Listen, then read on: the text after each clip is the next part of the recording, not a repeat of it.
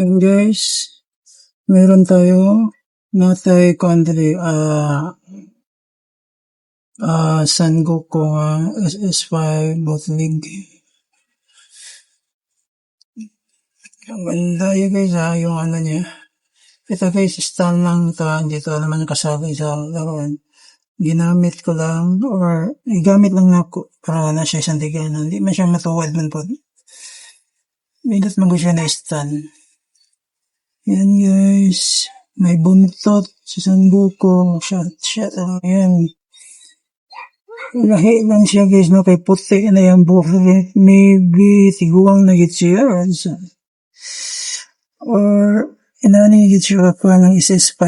Kay Saiyan 1, Saiyan 2, Saiyan 3, Saiyan 4. Siguro mana niyang Saiyan 5. Grabe guys, no? Grabe yan. Ayusin na natin. Grabe na. Solid yung pagkahimo niya. Wow. Siguro nakapamilyar mo, nakaabot ba mo ni sa Dragon Ball Z?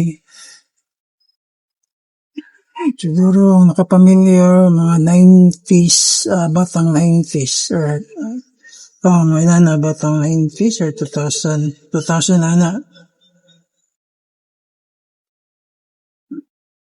Pero man siya guys, hindi ka lang natong barato kung kinsa interested, ganyan mag-collect.